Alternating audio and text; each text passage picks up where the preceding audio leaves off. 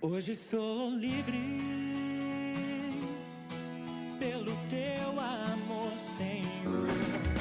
Hoje sou livre, livre pra adorar a ti.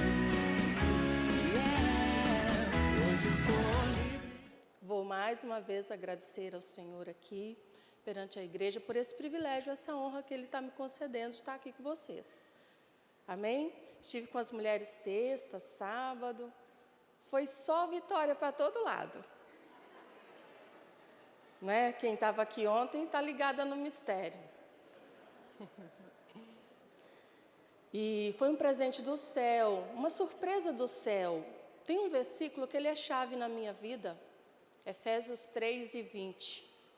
Ora, há aquele que é poderoso para fazer tudo muito mais, infinitamente além do que pedimos ou pensamos. O infinito, por definição, é algo que não tem fim, não pode ser medido. Não tem medida de grandeza que calcule ou equacione o infinito. Mas existe um Deus no céu que diz assim: infinitamente mais ou infinitamente além do que você pensa, do que você ora, do que você pede, eu posso fazer na sua vida. É a minha resposta. Essa palavra, ela está cumprindo na minha vida hoje.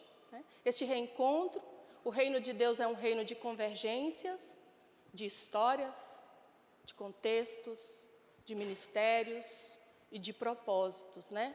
Hoje o Senhor preparou que tantos propósitos e histórias aqui, reunidos para convergir tudo na pessoa e na glória de Cristo Jesus. A Bíblia diz em Efésios 1, a partir do 3 até o 12, que o Pai nos elegeu, o Filho nos redimiu, o Espírito Santo nos selou para o louvor da glória de Jesus e para fazer convergir todas as coisas em Cristo Jesus. Eu estou aqui hoje fazendo a mesma coisa que você, glorificando a Jesus. E a minha agenda de amanhã é a mesma coisa, glorificar Jesus lá na minha casa, lavando aquelas louças que estão me esperando lá. Porque o dia que eu não souber ou lavar louça para a glória de Jesus, eu não quero mais subir no altar. Amém? Já comecei começando, né? Vocês estão assustados comigo? Nem me apresentei, né? É que eu estava com as irmãs, estou achando que todo mundo me conhece.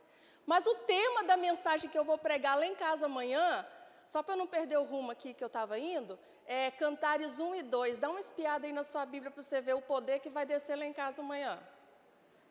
Cantares 1 e 2. Eu tenho um congresso marcadinho lá em casa amanhã. Vai acontecer ali uma conferência, que eu não vou contar nada para vocês, só vou contar o tema. Cantares 1 e 2. Mistério? Quem já achou, já entendeu? Vamos falar em línguas, né? Cantares 1 e 2. Beije-me ele com os beijos da sua boca. Oh, glória, palavra de Deus. Então, meus irmãos, para quem não estava aqui ontem, eu sou Laodiceia, como o pastor apresentou, irmã Laodiceia Mendes, esposa do Adiel, mãe do Lucas, de 12 anos, e da Lorena, de 11. Meu esposo é um curitibano muito rabugentinho e um negão de 1,90 m.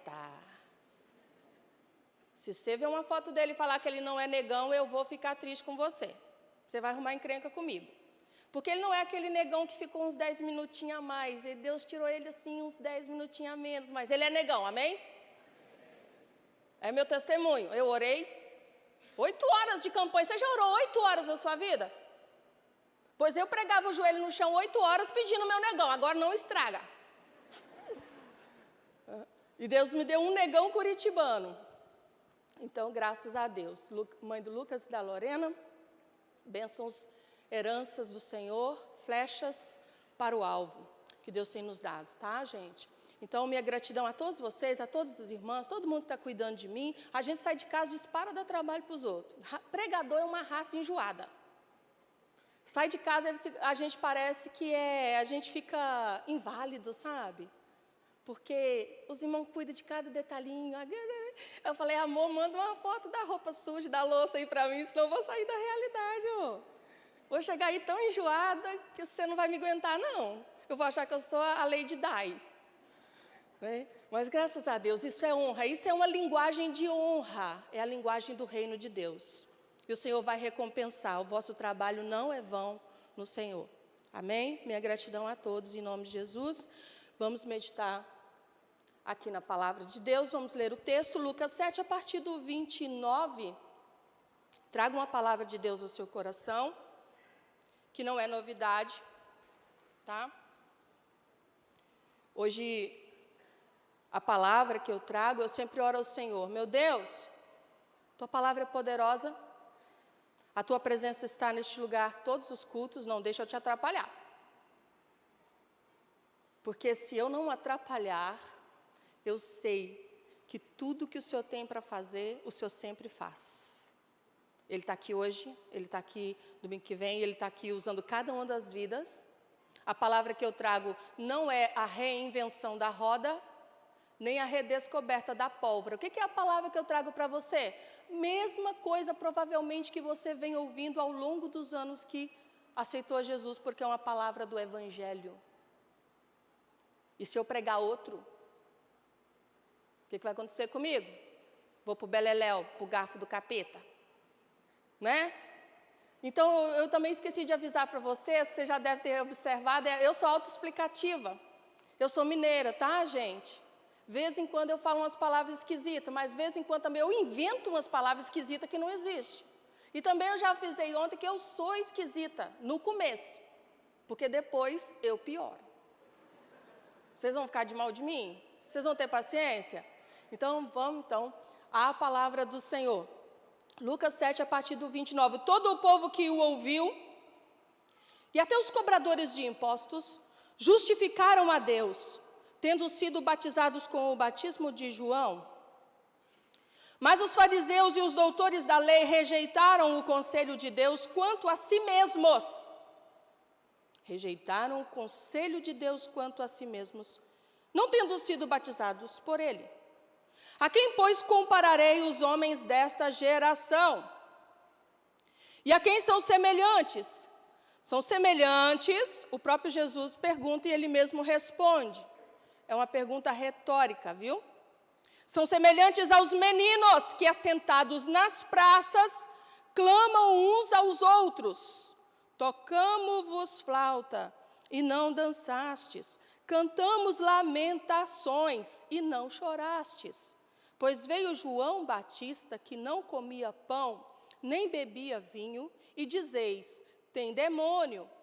Veio o Filho do Homem, que come e bebe, e dizeis, eis aí um comilão e bebedor de vinho, amigo dos cobradores de impostos e dos pecadores.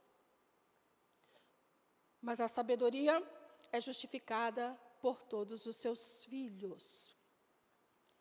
Antes de explanar a palavra, quero rogar também orações. Eu estou tratando uma disfunção gastroesofágica, estou com um probleminha de refluxo, e tem hora que a garganta ela dá uma moscadinha. Vocês vão ter misericórdia de mim? Vão orar por mim? Vão ter paciência? Vamos chegar até o fim em nome de Jesus e esse mal também vai embora. Deus vai arrancar com raiz e ramo. Aleluia. Este texto é muito glorioso, como é toda a palavra de Deus, mas a ênfase aqui é um diagnóstico que Jesus faz sobre a geração dele. Jesus está dizendo quais eram as características da sua geração, do seu tempo. Este capítulo é glorioso porque ele já começa com um milagre do servo do centurião. Passa pela ressurreição, relato, registro da ressurreição do filho da viúva de Naim. Termina com o relato daquela pecadora, a prostituta que ungiu os pés de Jesus com as lágrimas e enxugou com os cabelos. Um capítulo glorioso. E, em decorrência dos milagres que foram operados, até mesmo a ressurreição daquele filho da viúva, do filho único, despertava o interesse das pessoas pela figura de Jesus, pelo ministério de Jesus, quem é Ele, por buscarem a Jesus, por conhecerem a Jesus. Então, neste momento, Jesus vivia uma fase de popularidade do seu ministério, sempre cercado de multidões e também sempre perseguido pela elite religiosa do seu tempo. Ele está diante de doutores, ele está diante de escribas, ele está diante dos fariseus. E Jesus está confrontando diretamente essa classe. Versículo 30 diz: mas os fariseus e os doutores da lei rejeitaram o conselho de Deus quanto a si mesmos. E ele contrasta no versículo 29. Cobradores de impostos justificaram a Deus tendo sido batizados com o batismo de João. Jesus tem aqui um público-alvo específico. E ele estabelece esse contraste e diz: os pecadores, os pares da sociedade, os marginalizados, os rejeitados, aqueles que ninguém dá nada por eles, ouvindo a pregação de João que anunciava juízo, que anunciava arrependimento, quebrantamento, conversão, se quebrantaram, se arrependeram, se batizaram. Agora os doutores, os conhecedores da palavra, os religiosos, aqueles que se pensam ilibados, eles não aceitaram o conselho de Deus a respeito deles. Aí o próprio Jesus que está falando isso diz assim: a quem então compararei a esta geração? Por quê? Veio João Batista, disse Jesus, que não comia, não bebia no meio das pessoas, viveu um ministério mais isolado, de juízo, que pregava o machado, está colocado, a raiz das árvores, que pregava arrependei-vos porque é chegado o reino de Deus. Vocês diziam que ele era muito duro, muito severo, muito austero. João Batista não servia para vocês. João Batista não era de Deus, vocês diziam que ele tinha demônio. Mas agora veio o Filho de Deus, o Filho do homem. E vocês dizem que ele é um fanfarrão. Vocês dizem que ele é um comedor, bebedor, é um glutão, é um boa-vida, que ele é amigo de pecadores. O que Jesus está querendo dizer com isto? Está confrontando aquela geração e dizendo: o ministério de João, que anunciava juízo, o ministério de Jesus totalmente diferente. Eles rejeitam o ministério de João, precursor de Jesus, do Messias, mas também rejeitam o ministério de Jesus, a palavra de Jesus, a revelação de Deus através de Jesus. Deus se revelava através de João, não aceitaram. Deus se revelando através de Jesus, não aceitaram. E olha que são ministérios diferentes. Se João tinha uma mensagem que era o machado, que era o juiz, o ministério de Jesus era marcado por graça, misericórdia, milagres e maravilhas. Tanto que João, quando estava preso e teve uma crise de fé, ele manda seus discípulos perguntarem para Jesus: eras tu mesmo que haveria de vir? E Jesus manda a seguinte resposta em Mateus 11, a partir do 2, ele manda a seguinte resposta para João: ide anunciai a João o que ouvis e o que vedes. Os coxos andam, os cegos veem, os leprosos são limpos, os mortos são ressuscitados, os surdos ouvem e aos pobres é anunciado o reino de Deus. Para que João entendesse que ele era o Messias, como selo autenticador do seu ministério messiânico, João envia essa mensagem: diga para ele que a misericórdia chegou, a graça chegou. João falava de machado, Jesus foi marcado por isso: coxo andando, cego enxergando, surdo ouvindo, mortos ressuscitando, leprosos curados, pobres recebendo o reino de Deus. Mas, para aquela geração, o ministério de Jesus também não estava bom. Então, Jesus está dizendo: o problema não é que João era duro no seu falar. O problema não era que João os confrontava. O problema não é que João denunciava vocês e dizia que vocês eram raça de víboras. Porque vocês rejeitaram João, mas também a mim rejeitam. O problema de vocês não era com João e a sua mensagem, nem comigo e o meu chamado. O problema de vocês é que vocês rejeitam a Deus. Não importa o que Ele faça, como fale, quem Ele usa. O que vocês não querem é abrir o coração para Deus. Vocês não querem o conselho de Deus. Vocês não querem a verdade de Deus. O que vocês estão rejeitando não é um estilo. O que vocês estão rejeitando não é um tipo de ministério. O que vocês estão rejeitando não é um tipo de mensagem. O que vocês não estão rejeitando não é um tipo de vaso. O que vocês estão rejeitando não é um tipo de visão. O que vocês estão rejeitando não é um tipo de revelação específica de Deus. O que vocês estão rejeitando é o próprio Deus. Uma geração era esta muito parecida com a nossa geração. Será que você nunca conheceu alguém? Nenhuma igreja está boa? Nenhum tipo de pregador está bom? Essa visão aqui é assim. Ah, não, na outra também é assado. Existe um tipo de pessoas como este povo. Não me dou bem com João, mas também não dou bem com Jesus. João é muito sério, Jesus é muito alegre. João muito fechado, Jesus muito aberto. João só come gafanhoto, mas esse Jesus aí, hein? Come na casa até e do povinho aí. Meu Deus, esse Jesus, hein? Onde que estava o problema? Então Jesus agora, com todo o seu poder e a sua sabedoria, ele faz uma pergunta retórica. Então, a quem eu compararei esse tipo de geração? Que não importa como o Pai os alcance, fale, se revele, se manifeste, não querem receber o seu manifestar, o seu operar, o seu falar, o seu amor, a sua graça, a sua palavra. Não entendem o juízo, mas também não entendem a graça. A quem compararei essa geração? Aí Jesus diz, as características que marcaram aquela geração. O próprio Jesus responde, são semelhantes aos meninos. A quem compararei? Os homens dessa geração. Leia no 31. A quem, pois, compararei os homens desta geração? A quem são semelhantes? Aí Jesus vai dizer, são semelhantes aos meninos, que assentados nas praças, clamam uns aos outros. Jesus disse, esta geração é de homens semelhantes a meninos. Uma geração de homens. A quem compararei essa geração de homens?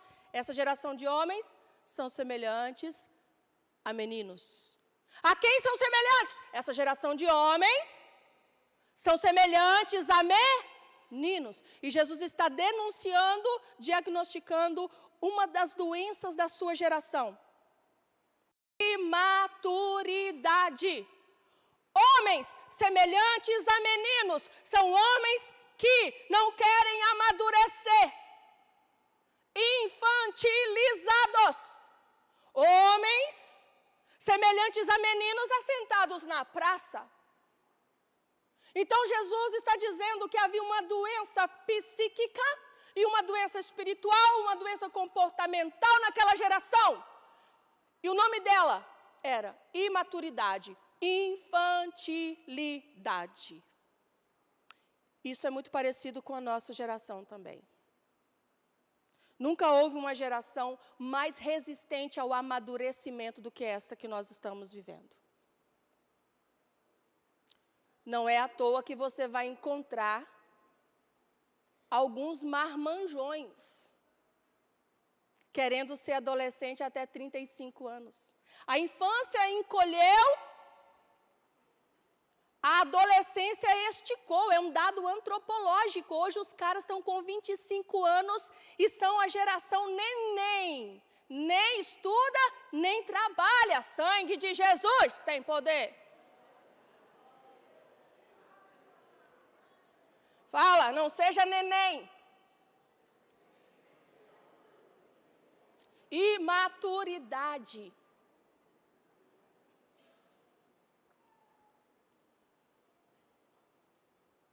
Minha formação é magistério, então a gente estuda um pouquinho da psicologia do desenvolvimento. E em termos muito sintéticos, eu vou dizer que todo mundo tem que passar as suas fases de maturação. Criança, bebê, adolescente, adulto. O bebê precisa, estou dizendo, termos sintéticos aqui bem reduzidos. O bebê precisa de afeto e cuidado. A criança precisa de disciplina e limite. O adolescente precisa de autonomia e responsabilidade. E o jovem adulto precisa do quê? Uma enxada na mão para capinar uma roça e casar.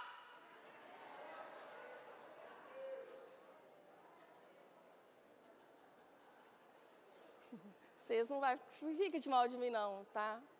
Eu não estou brava, não. Às vezes eu sou fofa, hein? Às vezes o xarabá canta assim, vai que vai. O problema é que mães tratam crianças como bebês, adolescentes como crianças, adultos como adolescentes. Se você está conseguindo ver teu filho dentro de casa, só jogando videogame ou internet, irmão, vou falar uma coisa para você. Vai num canto, cata um monte de praga, de pulga, de carrapato, põe um trem naquele quarto, põe um trem naquela casa para incomodar esse menino. Fala para ele, pedala, Robinho.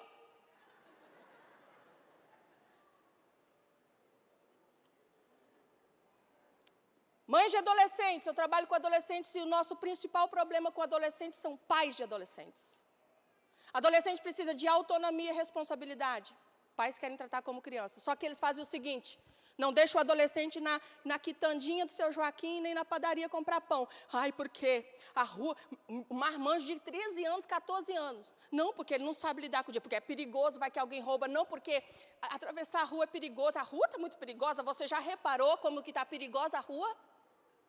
Só que a mãe deixa ele ficar com um smartphone dentro do banheiro. Que insanidade! Atravessar a rua nunca será mais perigoso do que a internet está fazendo com a cabeça dos nossos filhos. O inferno está ali. Na nossa geração, na minha geração, que eu sou imigrante digital, eu sou daquela que não sei baixar um aplicativo. Ai, ai, ai. Aí você vai pensar, tadinha, ela é retardada, só que eu sei fazer redação.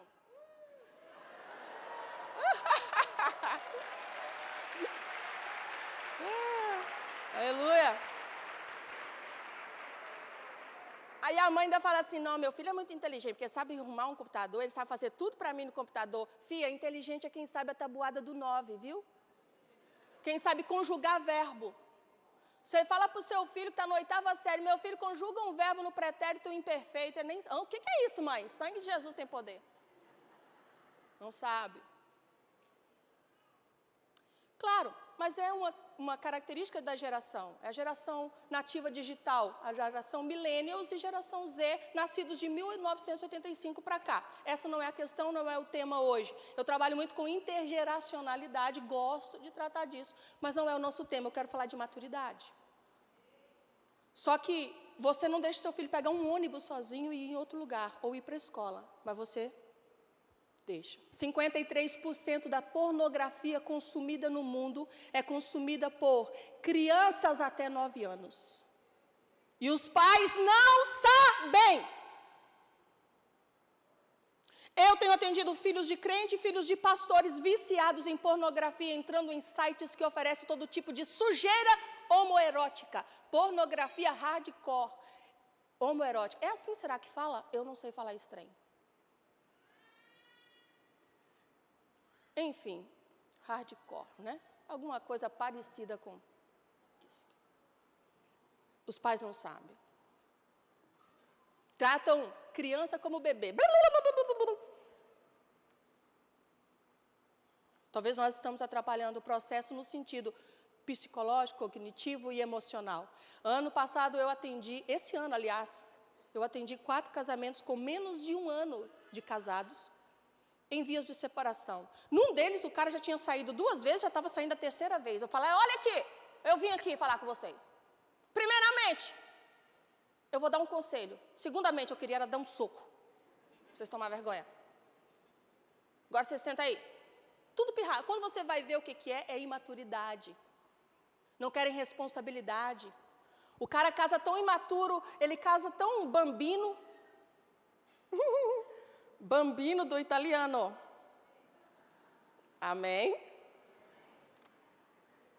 Que a briga começa no supermercado, porque daí a esposa faz compra e tem que carregar a sacola. Ô, mulher, que sacola pesada, hein, mulher? Não aguenta carregar nem sacola de supermercado. Por isso eu falo com as meninas, menina, se esse crush seu passa o dia inteiro, é viciado em videogame, você larga ele, você chuta que é macumba. Porque depois caça a gente, chamar a gente. Ai, pastora, vem aqui que meu casamento está com problema. Ai, o que foi, minha filha? Ai, pastora, não estou aguentando, não. Meu marido pega mais no videogame do que em mim. Aí eu já falei, já sei, Senhor, vou avisar para as desavisadas. Sai fora. Tem calo no dedo só. E no popô. Então, vigia. Mas tudo isso eu estou colocando aqui, contextualizando com situações da atualidade. Mas, irmãos, os prejuízos não são só sociais, ou familiares, ou socioeconômicos, não é só para a vida profissional, não é só para a vida acadêmica, não é só para a vida afetiva ou conjugal. Existem também muitos prejuízos espirituais que a imaturidade acarreta. Eu vou citar pelo menos 3 áreas que a imaturidade vai limitar na nossa vida, prejudicar na nossa vida diretamente, a palavra de Deus nos fala. Primeira carta aos Coríntios, capítulo 3, versículo de 1 ao 3. O apóstolo Paulo, ele vai dizer assim, primeira carta aos Coríntios 3, a partir do 1, eu, irmão, não vos pude falar como espirituais, mas como carnais, como a meninos em Cristo. Com leite vos criei, e não com alimento sólido, pois ainda não estáveis pronto para isto. Com efeito, ainda agora não estáis prontos. Ainda sois carnais, pois havendo entre vós inveja e contendas, não sois carnais e não andais segundo os homens? Paulo disse à igreja em Corinto, igreja totalmente ativa nos dons, que se movia nos dons espirituais, potente igreja, porém imatura. Aí Paulo diz, vou ter que dar leite, tratar como menino. Porque Paulo está dizendo, sabe por quê? Qual é o sintoma da imaturidade? O que ela impede na igreja? Unidade. Precisamos amadurecer em Cristo, porque a igreja imatura, crente imaturo, não consegue viver em unidade. Ele é obstáculo à comunhão. Ele é agente de inveja, ele é agente de contenda, de separação, de divisão. Ele quer viver na panelinha. Ele não quer viver no corpo. Ele não quer viver a realidade do corpo. Ele quer viver na panelinha. Precisamos amadurecer. Jesus diz, homens semelhantes a meninos não conseguem viver em unidade. E Jesus disse que o mundo só nos reconheceria quando nós nos amássemos e fôssemos um. Unidade é evangelística. Não tem inferno que consiga barrar o poder da unidade, mas sem maturidade não se estabelece a unidade. E aí a gente fica tentando costurar buraco, tampar buraco, arrumar consertar aqui, mas o menininho não quer crescer. Você já viu criança brincando? Por que é difícil a unidade para o imaturo? Já viu criança brincando, gente? Vou te falar, pode ter 40 brinquedos. Mas se tiver um de cor diferente, tamanho diferente, ninguém está notando ele, está todo mundo brincando com os brinquedos mais parecidos. De repente, um nota aquele brinquedo diferente. E vai lá e vral, mão no brinquedo. Quando um pega aquele brinquedo, os outros reparam, nossa, é diferente, mas está com aquele. Olha, é legal, olha a cor. Eles esquecem que existem outros e começam uma briga. Aí você fala, menino, mas toma esse aqui, não, eu quero aquele. Mas menino, Tim Silva, pedregoso. Olha esse negócio, toma. Não quero, eu quero aquele.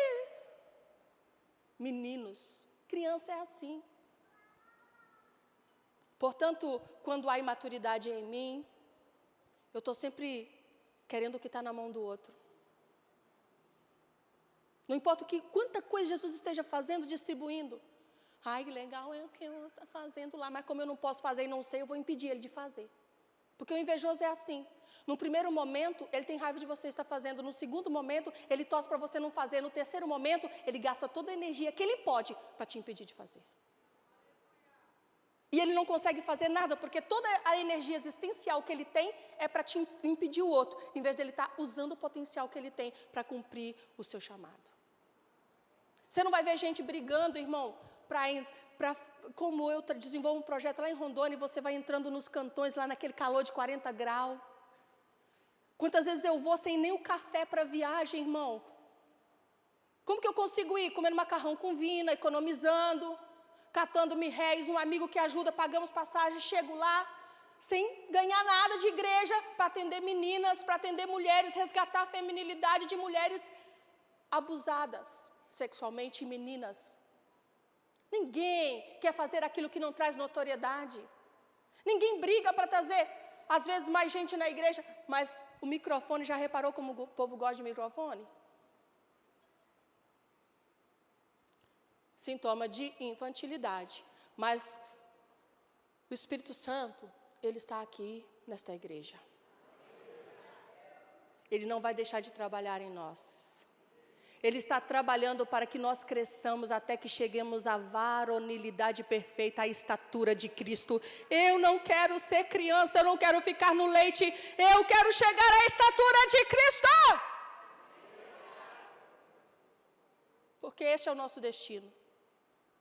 Segunda área que, então, a imaturidade vai impedir a unidade. Afeta diretamente essa área, a imaturidade. Gálatas 4:1. A imaturidade também é um elemento que vai prejudicar ou limitar, distorcer a sua identidade. Gálatas 4:1. Digo que todo o tempo que o herdeiro é menino, em nada difere do escravo, ainda que seja senhor de tudo. Todo o tempo que o herdeiro é menino, em nada se difere do escravo, ainda que seja herdeiro de tudo. A Bíblia diz que nós somos herdeiros de Deus e co-herdeiros de Cristo, em Romanos 8:16. Todos aqui são herdeiros. Aqui não tem escravo. Aqui não tem escravo. Aqui só tem herdeiro. Mas aqui tem gente que Deus tem que tratar como escravo. Você é herdeiro, mas enquanto você se condiciona a um comportamento de menino, não há diferença na identidade. Você não age, você não consegue viver no nível da sua identidade espiritual. Por quê? Criança, irmão, eu suspeito para falar professora, né? Então, e eu também tive 2 filhos seguidinhos, 1 ano de diferença. Pensa o baile que foi lá em casa. Criança, irmão. Pode ser o filho do rico. Está aqui o filho do ilustre. Está aqui o filho... Quem que é muito rico? Gente, eu acho que eu não conheço gente. Eu não sou muito... Enfim. Etc. Esse que você pensou. Pega um filho aí. Do mais rico que você conhece. Pega o filho do irmão mais simples, da irmã, de um pai analfabeto. Coloca eles para brincar junto. Uma criança, um menino de 2, 3, 4, 5 anos, irmão, não há diferença. Se o seu filho tem 3 anos, pirulito cai no chão, o filho do rico vai pegar, o filho do pobre vai pegar. Se tem aqui uma criança, filho de um pai em condição social vulnerável, né, condição de rua, um usuário de crack, aí tem um filho, você pega aquele filho, vai cuidar, tem aqui o filho também de um doutor, Aí os dois estão com gripe, catarrinho aqui, ó, só aquela benção. 2 aninhos. E tá brincando. Irmão, se a pessoa, o adulto não foi lá limpar o catarro, sabe o que eles vão fazer com o catarro? Comer. Confessa que você já fez isso também. Oh, que Jesus está vendo. Por quê? Porque é criança, gente. Eles não estão nem se lixando. Filho do rico, filho do pobre. Se você não mandar tomar banho, não toma. Menino de 3 anos vai tomar banho sozinho? Se você não mandar comer a comida certa, também não come. Ele vai comer salgadinho até morrer. Pode ser o filho do rico, pode ser o filho da nutricionista. Se ela não for lá e falar, menino, come esse brócolis que eu te pago R$10. E olha, talvez nem funciona. Ele vai comer só besteira, ele vai no pote de açúcar e come ele todinho. Mas ele não vai comer a coisa certa. Menino, não interessa de quem é filho. Enquanto criança, assim é. Não vai querer tomar banho, vai comer catarro, não vai lavar a mão. Não há, por isso que Deus está dizendo, não há diferença entre o herdeiro e o escravo enquanto é menino. É nesse sentido. Porque não há um discernimento, não é uma idade assim de uma consciência, de uma autonomia, de um discernimento. Ei, meu irmão, amadureça. É tempo de crescer, meu irmão, na fé, no conhecimento e na graça. É tempo de crescer na palavra, sabe por quê? Tu é herdeiro e Deus não está podendo te dar o que Ele tem para te dar. Por mais rico que um pai seja, ele não vai colocar uma Ferrari na mão de um filho de 12 anos. Uma Ferrari não é para um menino de 13. Uma Ferrari, o pai pode dar até 10, mas ele não pode dar nem um Fusca para um menino de 14. Pode? Por conta da maturidade da idade. Eu vim aqui esta noite, profeta do Senhor, eu sou para a sua vida. Você acha que Deus tem pouco para você? Qual é o agente limitador na vida do herdeiro? Maturação. Vai crescendo. À medida que você vai crescendo, reagindo como adulto, comportando como adulto, apanha como adulto. É criança que quando... Você viu o escândalo que criança faz quando apanha? Meu Deus, o mundo... Aí o vizinho vai lá, chama a polícia, acha que você está matando. Você mal deu um peteleco no menino. Mal deu um beliscão no menino, o menino faz... Agora, adulto, irmão, sabe apanhar. Adulto apanha que nem o Shogun na luta contra o Henderson. O sangue espirrando pelo nariz, pela orelha, e ele apanhou andando para frente. Ah! Apanha andando para frente. Você acha que eu não apanho, não? De vez em quando, meu pastor me dá umas burdoadas, sabe, gente? Será que ele vai ouvir essa mensagem? Por quê? Porque eu erro. Por que eu erro? Porque eu estou fazendo alguma coisa, só não erra quem não está fazendo nada. Aí lá vem bordoada, que eu já levei umas bem sérias na minha vida, bem no meio do meu nariz, do meu focinho. Você acha que eu saí falando, ai, que dói, por que isso? Não, irmão, quieto. Consciência de que quem não aceita a disciplina não é filho, é bastardo. É na hora da vara que Deus fala, eu sei quem é meu filho. O filho sabe que o pai corrige a quem ama, Deus açoita todo o que ele ama. O filho entende a linguagem do pai. Filho sabe que vara e porretada é amor. Bastardo não, acha que é violência. É grosseria, é indelicadeza. Então eu tenho que ser adulto. Eu tenho que crescer. Levanta a sua mão aí, eu vou profetizar em nome de Jesus. O pastor me instituiu aqui no altar, com a autoridade de Deus, para ministrar essa igreja. Tu és herdeiro, tu não precisa mendigar nada, você não precisa mendigar nada. Existem áreas da sua vida ainda travadas, o Pai tem para te dar, o Pai quer te dar, mas Ele está dizendo, amadureça! Larga dessa pirraça, larga desse mimimi. Eu não quero mais te dar leitinho, eu vou arrancar o leitinã, eu vou arrancar o mucilon, eu vou arrancar a cremogema, eu vou arrancar o Neston, eu vou arrancar a Nutella. Vou arrancar os sucrilhos. Vou te dar comida de gente grande, mas eu também vou te dar a bênção de gente grande.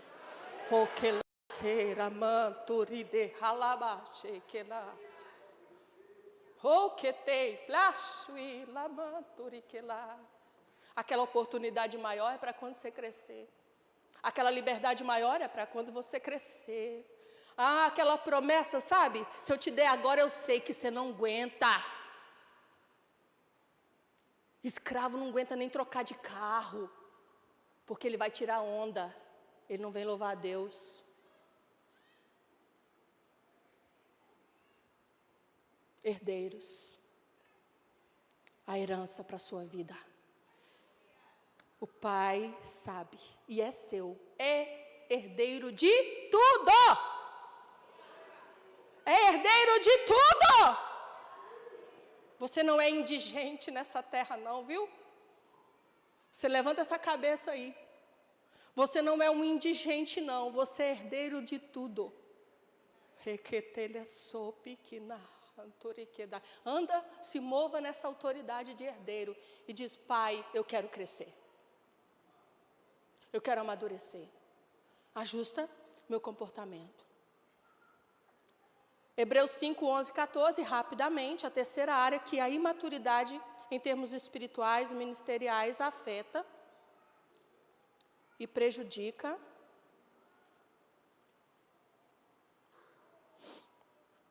Hebreus 5.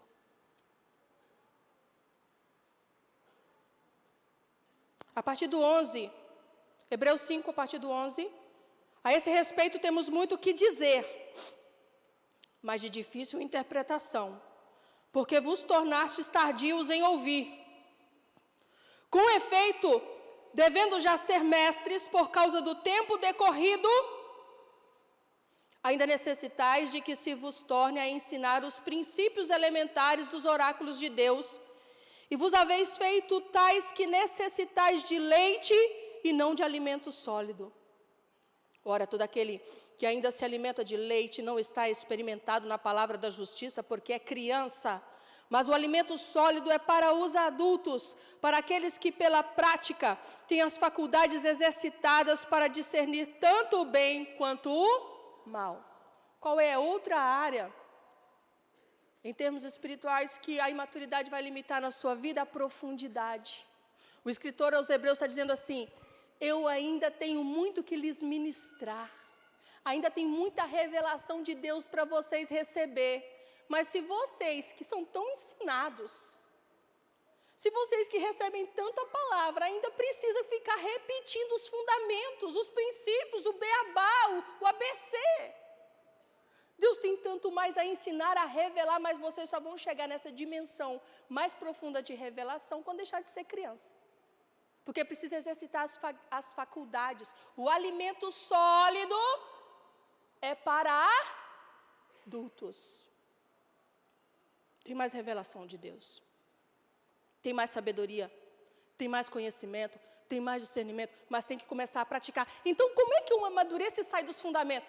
Pratica os fundamentos. Ele diz: aqueles que têm as suas faculdades espirituais e mentais exercitadas pela prática. Aí vai crescendo. Sem exercício você atrofia. Eu sei pouco. Pratique o pouco que você sabe. Você vai praticando o pouco que você sabe e vai crescendo. E Deus vai aumentando a dose. De forma, em termos ilustrativos, o que Deus sempre vai nos dizer na palavra é que o processo digestivo, para fins ilustrativos e de forma análoga, Deus sempre vai dizer que os processos digestivos são análogos aos processos cognitivos. Como que seu menino começou a se nutrir? Com quantos anos seus meninos estão? Se você tiver adolescente, você vai ver como que a coisa muda. O meu filho de 12 anos, ele não tem estômago, ele tem um tubo de PVC assim. Eu falei: Senhor, eu preciso ficar rica rápido, Senhor, tudo que esse menino come. Esse menino é um leão. Processo digestivo, de forma análoga, Deus coloca na palavra para que nós entendamos como é o processo cognitivo e espiritual da vivência do discernimento, da sabedoria espiritual. Que coisa mais ridícula eu só queria. Tem crente, apóstolo, que eu tenho vontade de andar com uma madeira na bolsa, Para na hora que a criatura vier para o meu lado com muito mimimi, crente de 20 anos, 30 anos, com tanta pirracinha, com tanto, ai, quero papinha. Tem papinha? Me dá papá. A minha vontade é tirar uma mamadeira e falar, mama isso daí. Não, Deus me livre, que é, cara. Mas espiritualmente você faz isso. O que você não tem mais coragem de fazer no processo digestivo, de chegar num restaurante, você chega num restaurante e pede mamadeira, mas na igreja você chega e pede mamadeira. No restaurante você teria vergonha, porque você respeita mais o processo digestivo do que o cognitivo. Ah, se a mensagem não foi engraçada, eu não quero. A mensagem vai ser legal. Não, meu filho, não é para você amadurece ouvindo coisa chata. Como que amadurece? Como que eu trabalho com os adolescentes jovens? Eu sento eles e falo, agora vocês vão ficar aqui 2 horas, porque no YouTube, as pesquisas dizem que eles só prestam atenção 3 segundos. É o tempo de atenção. Eles não leem mais do que essa geração Z. Eles não leem mais que 20 linhas. Você escreve lá no Facebook um texto de 10 linhas, e você preguiça, textão. Aí eu penso assim, burrão. Ah, não, é muito comprido. Tempo deles de concentração. O marketing estuda essas novas gerações, que são os nativos digitais, millennials e geração Z, nascidos de 1985 para cá, não conheceram o mundo sem internet. Então, para eles tudo tem que ser rápido, clicando 1000 abas, e o marketing estuda, porque eles têm que colocar uma marca na cabeça deles com 3 segundos. O marketing hoje tem 3 segundos para colocar uma marca na cabeça dessa nova geração de consumidores. E eles conseguem, sabia? Vocês sabem que consegue apelando, né? Não tem limite. A sordidez não tem limite para imprimir na mente deles. Agora, no reino de Deus nunca vai ser assim. No reino de Deus não tem nada instantâneo. O reino de Deus é processual. É por isso que se você ler o Novo Testamento, você vai encontrar que o reino de Deus ele é sempre representado ou figurado nas metáforas agrícolas. Meu pai é o agricultor, eu sou a videira. Vós sois os ramos. Né? Esperar a volta de Jesus que nem o lavrador, que semeia, que espera a chuva, a paciência do lavrador. O reino de Deus sempre, vai ler lá as parábolas do reino, é o semeador, é a semente. O reino de Deus sempre está representado em metáforas agrícolas, porque é processo, não tem nada pronto. Você vai no mercado, tem o feijão, tem o arroz na sacola, mas no reino de Deus, colheita não pula na panela. Se você quiser colheita, você tem que trabalhar para colher. No reino de Deus não existe nada instantâneo, não tem nada com 3 segundos. Então eu falo, vocês querem amadurecer? Vocês vão sentar aqui e eu vou falar um monte de trem chato, eu vou enfiar a Bíblia na cuca de vocês. E se reclamar, eu vou orar para Jesus voltar antes de vocês casar. Esse fica tudo lá. Pedagogia, questão pedagógica. Ai. Então nós estamos vivendo essa geração. Quem quer viver mais profundidade na palavra de Deus, no reino de Deus? Cresça. Crescer dói, tá, gente? Se tem uma dor terrível na vida da gente, é a dor do crescimento. Mas vale a pena, porque só crescendo você assume a sua identidade de herdeiro. Só crescendo você vive na profundidade e na unidade do reino de Deus. Só crescendo. Cuidado, hoje as crianças estão sendo adultizadas e os adultos infantilizados. Hoje pai e mãe deixam filho de 12, 13 anos namorar. Mas o filho de 20 e tantos vai falar, ai, tá tão novo para casar. 12 tem idade para namorar. 20 não tem idade para casar. Que mundo é esse?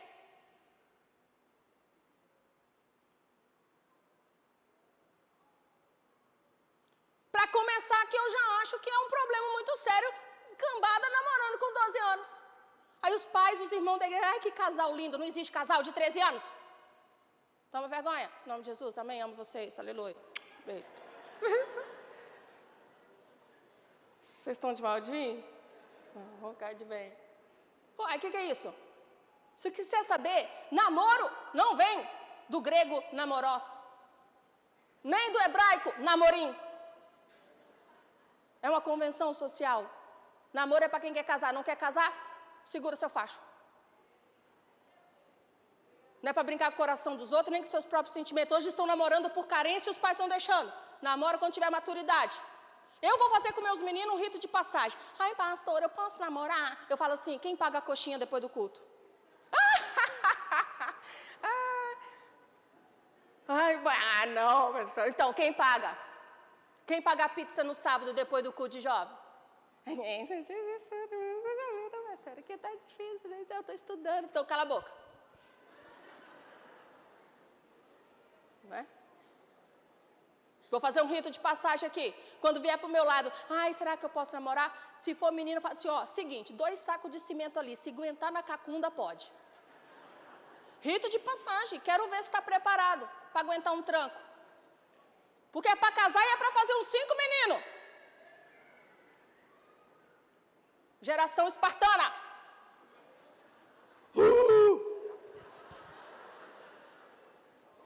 Nessas, né? Aê, é esse grito mesmo. Aê, aplauda o Senhor, gente. Aqui tem gente ligada.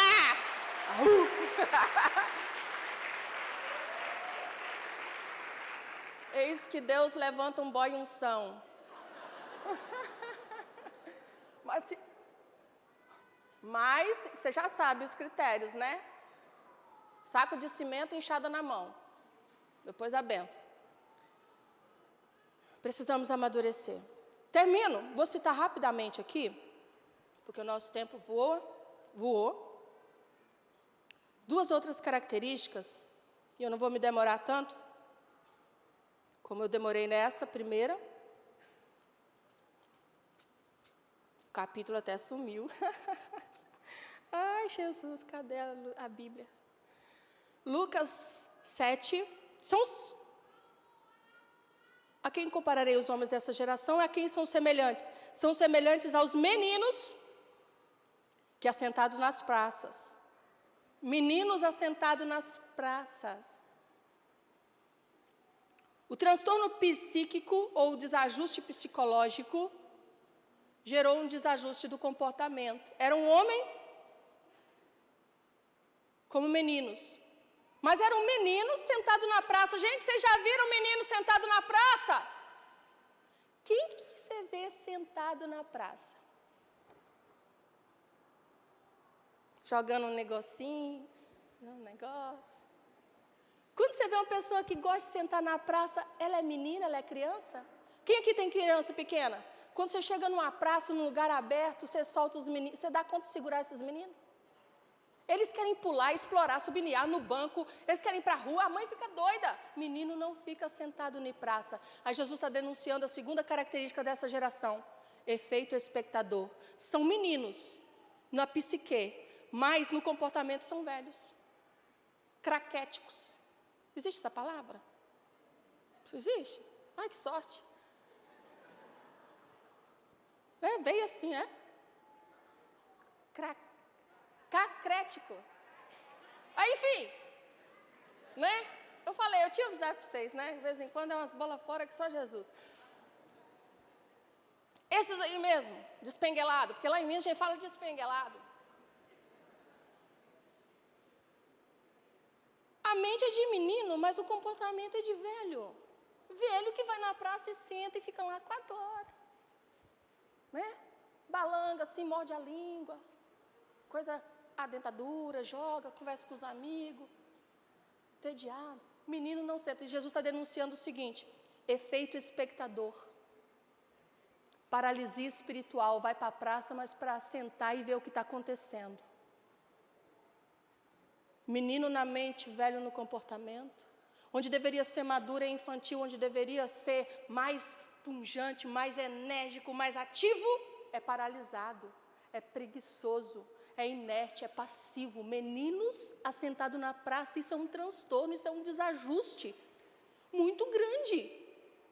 Meninos, efeito espectador. O efeito espectador é a causa de muitas quedas, Segunda carta de Pedro, capítulo 1, versículo 10, diz assim: portanto, fazei cada vez mais firme a vossa vocação e eleição, porque fazendo isso nunca, jamais tropeçareis. O elemento estabilizador da vida espiritual é o comprometimento, é a dedicação. Portanto, fazei cada vez mais firme vossa vocação e eleição, porque fazendo isto nunca, jamais tropeçareis. Nunca já está bom, não está? Mas a palavra diz assim: se você se dedicar, se consagrar, se você for firme no seu propósito, no seu chamado, na obra com Deus, na palavra de Deus, na caminhada espiritual, fazer firme a sua vocação e eleição, nunca jamais tropeçareis. A maioria das pessoas que caem no pecado, elas não caem porque fizeram algo que não podiam fazer. A maioria das pessoas caem porque não estavam fazendo aquilo que deveriam fazer. O que corre mais risco de cair não é aquele que tem uma fraqueza numa área e tem medo de fazer algo que não pode. Quem corre mais risco de cair é aquela pessoa que sabe o que precisa fazer, mas não quer fazer. Sabe o que deve fazer, mas não quer fazer. Sabe para que nasceu, sabe que Deus conta contigo, sabe que tem que cuidar da sua casa, da sua família, trazer sua família para a igreja, levar o nome de Jesus. Mas não quer. Não foi isso que derrubou Davi? No tempo que os reis deveriam estar na guerra, ele estava passeando e vendo a irmã lá tomando banho. Tadinha da irmã, ela era bonita, às vezes se ela fosse feia, ela tinha escapado, né? Mas o culpado era Davi. Negligência leva à decadência. Efeito espectador, meninos assentados na praça. A Bíblia diz em Provérbios 18:9 que o negligente na sua obra é irmão do destruidor. O diabo tem uma lista de cooperadores. A maior lista de cooperadores do diabo são os negligentes. Porque Jesus disse assim: não tem neutralidade. Quem comigo não ajunta, quem não é por mim é contra. Aí você fala: eu também não atrapalho. Todo crente parado é um ajudante do inferno. O negligente da sua obra é irmão do destruidor. Se você não vai se levantar para ser a mulher, que a Bíblia diz que você tem que ser dentro da sua casa. Se você não vai se levantar para ser o pai, que a Bíblia diz que você tem que ser dentro da sua casa. Se você não vai se levantar para ser o marido, que a Bíblia diz que você tem que ser, você está ajudando o diabo a destruir sua família. O negligente é irmão do destruidor. Pode até ser que existam elementos satânicos, pode até ser que existam elementos mundanos, mas ele conta com uma ajuda. Porque eles só entram quando o valente é manietado. Se o valente for manietado, meu irmão, a casa é destruída mesmo. Tem valente aqui nesta noite e não está de mãos atadas, não. Tem servos de Deus aqui e não são espectadores, não. Vocês são guerreiros, vocês são exército de Cristo aqui na terra, em nome de Jesus. Você está revestido de armadura em nome de Jesus. Para resistir, para defender. Não fique parado vendo as coisas acontecerem. Ah, não, mas vamos fazer o quê? Porque o mundo está assim, porque o mundo... Sabe por que o mundo mudou? O que está acabando com essa geração é o efeito espectador da igreja. Crentes espectadores está condenando essa geração. A igreja primitiva, quando nasceu no auge da degradação social, sob o Império Romano e a cultura greco-romana. Dos 15 imperadores, primeiros imperadores de Roma, 14 eram homossexuais assumidos, declarados e casados com vários mancebos, pederastas. Eles tinham meninos de 12 e 13 anos para uso sexual. A depravação sexual era tanta que não se separava culto de prostituição. Em Corinto, o templo a Afrodite, 1000 prostitutas. Templo a Astarote, a Diana.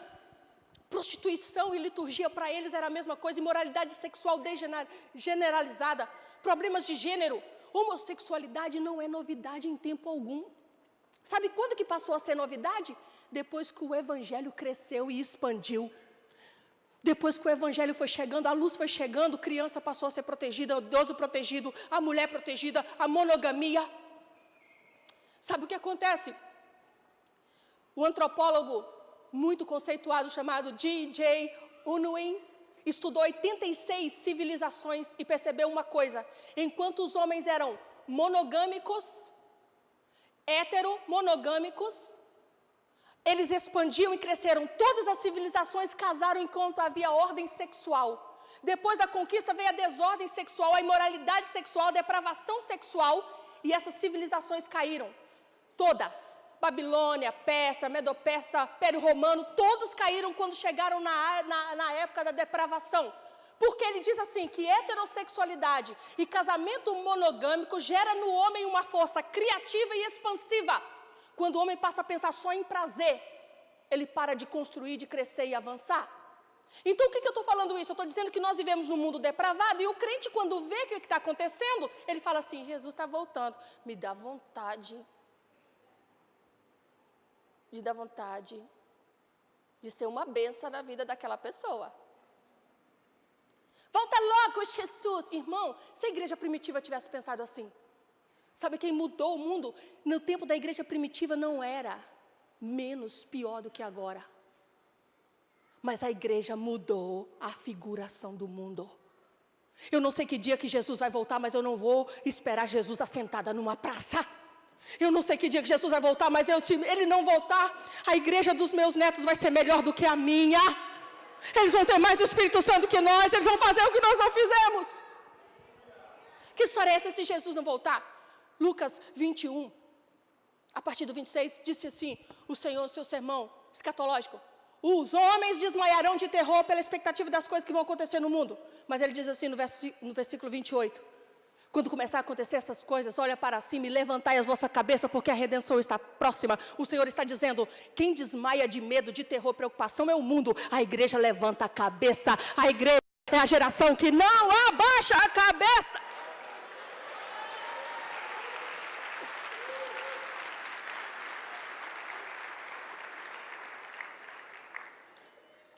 Nós somos a geração que não abaixamos a cabeça. Quanto mais próxima à volta de Jesus, mais avançamos, mais fazemos. A essência do ministério do Espírito Santo é resistência.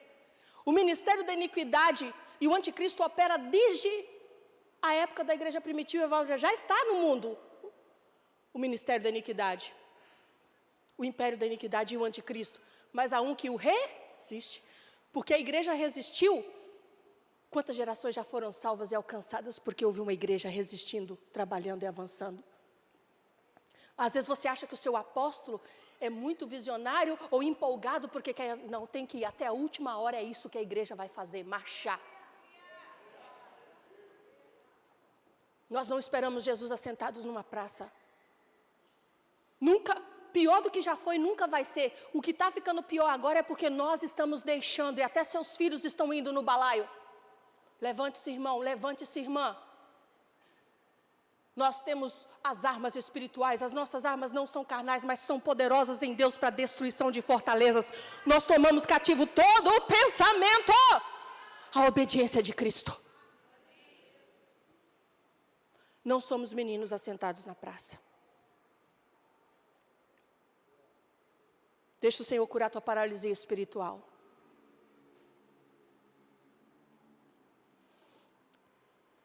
Meninos assentados na praça que clamam uns aos outros, tocamos-vos flauta e não dançastes, cantamos lamentações e não chorastes. Aqui termino. O que quer dizer isso? Terceira marca dessa geração, que Jesus confrontava, diagnosticava, denunciava.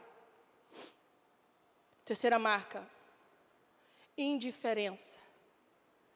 Homens semelhantes a meninos, meninos assentados na praça, que, quando é tocado flauta, que é celebração, alegria, festa, não reage. Quando é tocado lamentação, que sugere quebrantamento, contrição, lágrima, também não reage. Jesus está dizendo, vocês são indiferentes. Vocês não sabem se alegrar na hora de se alegrar, nem chorar na hora de chorar. Uma insensibilidade espiritual, e eu tenho visto isto por aqui, nesse tempo. Como eu tenho visto isso? Você sabia que tem hora que você não tem direito de chorar, que você tem que alegrar? Sabia que nesse culto aqui você já teria que entrar pelas atos do Senhor com louvor e com cântico em seus lábios? Por quê? Porque você sobreviveu, venceu mais uma semana. Você vem aqui para agradecer, para celebrar. Ah, vai melhorando essa cara aí, vai agradecendo. Eu sei que nem tudo está perfeito, tem luta, tem, mas o Senhor diz assim, eu estou tocando flauta para você dançar aqui na minha presença. Seja grato. Não deixe que você ainda não conseguiu, não tem ou ainda não aconteceu, te demover da gratidão daquilo que eu já fiz e tenho feito por ti. Quer ver flauta para você dançar? Quem é casado aqui? Quem está muito feliz por ser casado? Uhul! Tem que estar mesmo. Eu vou falar uma coisa, o que muitas mulheres não alegram de ser casada, fica reclamando. Eu falei assim, estrupícia. Fala, irmã Burruciane, eis que te digo. Irmã, eu vou falar uma coisa para você, eu trabalho com muitas solteiras, tá? E elas também estão reclamando. E estão doidas querendo que sobre um homem para essa. Você larga de ser ingrata e agradece a Deus por esse xereque seu. Tá ruim com ele, é pior sem ele. Às vezes o dia que você começar a agradecer, ele melhora. Eu sei que tem motivo para você chorar assim, que... Eu sei que tem uns irmãos que é só o sangue, o meu também. O meu também. A irmã fala, mas irmão, meu marido é um estrupício. Eis que eu te digo, o meu também. Por isso que eu tenho autoridade. Homem faz homem mesmo, misericórdia. Principalmente quando nós estamos na TPM, os hormônios misturam com o demônio e eles vêm aprontar. Mas irmã, celebre seu casamento. Celebre teus filhos não são problema nem despesa, tá? Seus filhos são galardão e herança do Senhor e flechas para o alvo. Estou cansada de ouvir mulher crente que você fala de filho. Deus me livre, filho não é maldição não, tá? Estou cansada de ver gente que filho eles acham que é despesa, mas carro que tem IPVA, gasolina, um absurdo, carro ele acha que é prosperidade e filho acha que é gasto. Se converta em nome de Jesus. O que você pensa de pureza sexual, de filho, de casamento, para mim define a sua espiritualidade, porque o resto nós podemos elaborar, mas se você pensa sobre filho, se você pensa sobre casamento, a mesma coisa que o mundo pensa, você tem que nascer de novo. O que você acha que filho é? Acessório para completar sua felicidade? Não. A Bíblia diz que filhos são armas. Salmo 127. Bem-aventurado o homem que enche deles a sua aljava. Que negócio. Como flechas na mão do valente são os filhos da mocidade. Deus está dizendo assim, seus filhos são armas. Você acha que ele é uma fofurinha? Ai, meu guti-guti. Eu falo com meus filhos que nem uma retardada. Minha baby. Mas para Deus não é assim que Deus vê seu filho. A arma que Deus tem contra a teologia de gênero são nossos filhos. A arma que Deus tem para libertar as escolas, para libertar esse mundo, para provocar uma revolução social, moral e econômica do mundo são nossos filhos. Ele disse assim, não será envergonhado quando vier os seus inimigos à porta. Deus está dizendo, por conta dos seus filhos, que você é melhor do que vocês, vão além de você, e você não vai ser envergonhado. Eu tenho uma arma secreta e são os seus filhos que estão nessa aljava. Uma geração profética. Mas você tem celebrado? Tem agradecido ou só reclamado? É só ganhar neném e começar a reclamar de tudo? Ai, porque durmo pouco. Menina, aguenta o tranco, ninguém morre com isso não? Já passa logo essa fase? Moleza é essa? Minha avó teve 11, não tinha nem máquina de lavar? Minha mãe teve 6, tirando água do poço? Você está achando, reclamando por quê? Porque você é mole. Porque é preguiçosa. Oxe, e do marido ajuda? E ó, irmão, você ajuda mesmo, sabe por quê? Coisa que a mulher fica alegre é ver homem trocando fralda. Afrodisíaco para a mulher é homem lavando louça e trocando fralda. Ela já olha e fala, ai, que homão da promessa, aleluia. Terra, manto, eis que sinto o fogo do Espírito. Entendeu, irmão? Segredos espirituais. Celebre. Você faz tanto esforço, mas tem um segredinho, irmão. Lava a louça para você ver. Vai te dar um beijo, enfiar a língua dentro da sua boca e fazer assim, ó.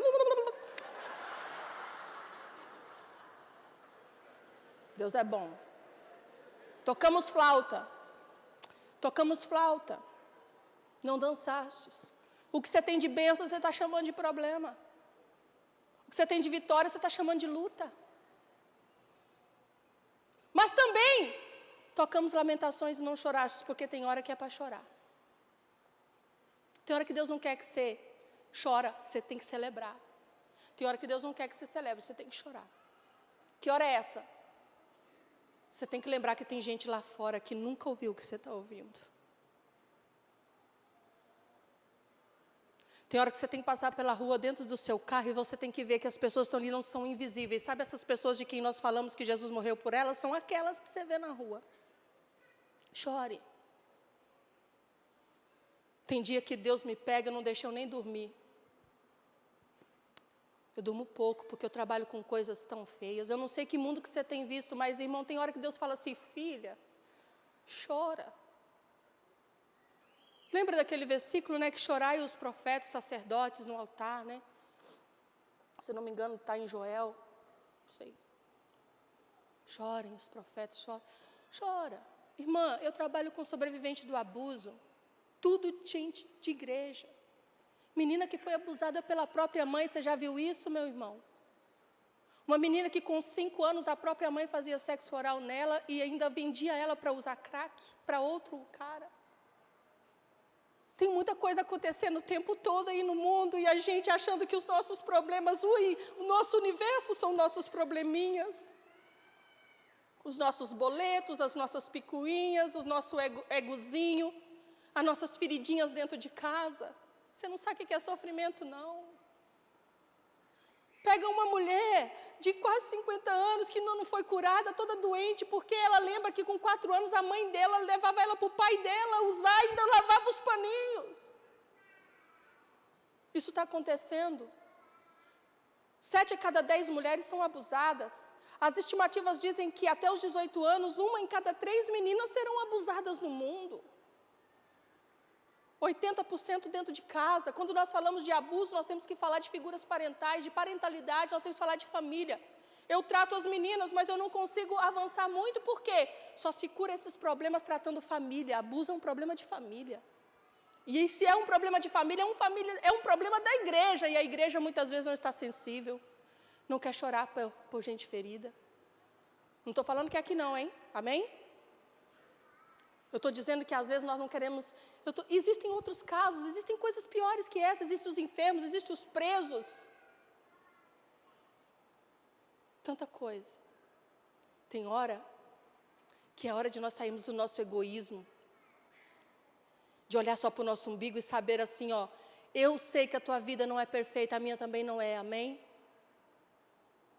Só que eu sei que existem bilhões de pessoas que daria tudo para estar no nosso lugar, para ter o que nós temos, para comer o que nós comemos, para saber o que nós sabemos, para ter as bênçãos que nós temos. Então tem hora que o Senhor diz assim, você é tão rico, porque a nossa mania é achar que os outros são ricos, sabe? Todo mundo acha que o outro é que é rico e ele não, né? Mas nós somos ricos sim. Eu tenho um Ford Ka 97 que cospe fumaça por lá de dentro. Quando eu chego na igreja eu pareço uma linguiça defumada. Poderia talvez ter um até melhorzinho, mas eu falei para Deus, quando que eu vou fazer algo? E eu e meu esposo, quando nós tiver sobrar, nunca vai sobrar, nós vamos começar agora mesmo. A gente anda num carrinho mais velho, a gente come menos misturinha, frita um ovinho, a gente segura aqui, a gente segura ali. Esse ano, eu estou orgulhosa de mim mesmo, esse ano, eu fui comprar roupa agora, umas roupinhas, umas pecinhas de roupa agora, em dezembro. Não comprei roupa esse ano. Você já viu o que é isso para uma mulher? Por quê? Porque cada mirréu que passa, eu penso assim, já dá para fazer isso, fazer aquilo. Quantas pessoas eu posso alcançar? Porque se eu for esperar, né, o dia que sobra, você está esperando o dia que sobra, né, irmão? Não é com o que você tem. As grandes obras estão sendo feitas, não é por quem tem muito. É gente que está tirando um pouquinho do padrão para dividir com o outro. É gente trabalhadora, é gente que não tem nada muito sobrando não, mas sempre está disposto a sacrificar para semear, porque sabe que tem gente sofrendo muito mais. Eu te convido a ficar de pé agora em nome de Jesus, e nós vamos agradecer a Jesus por sua palavra. O culto ainda prossegue. Eu quero agradecer ao apóstolo pela liberdade. Até mesmo no horário que, né, você sabe, o culto está se prolongando, mas você recebeu a palavra do Senhor? É a agenda do Senhor que está se cumprindo? Aqui não tem um coração insensível, amém? Há tempo de chorar e tempo de rir, e o próprio Espírito Santo quer mover na tua sensibilidade. Se Ele te levar às lágrimas, chore, mas se Ele te levar, celebre, celebre, e agora é tempo de celebrar. Nós vamos viver aqui um momento memorial, e nós vamos nos alegrar, porque fomos lavados e remidos no sangue de Jesus. Agora não, agora você vai celebrar o nome dEle, a glória dEle. Ele morreu e ressuscitou para nos salvar, amém? E se você está aqui e não tem certeza da tua salvação, ei, Jesus morreu por você. Ele está aqui para te salvar, para te libertar, para te transformar. Renda a sua vida a Ele. Ontem eu fiquei muito feliz porque uma amiga disse assim, eu nunca tinha visitado uma igreja evangélica. Essa foi a primeira igreja evangélica que eu entrei na minha vida e ela saiu tão alegre com Jesus. Você está vendo? Sempre tem alguém aqui que o Senhor Jesus está atraindo, porque Ele disse, quando eu for levantado, atrairei todos a mim. Ele está te atraindo, não resista, viu? Se Ele bater a porta, abra o seu coração. Em nome de Jesus, amém. Hoje sou livre.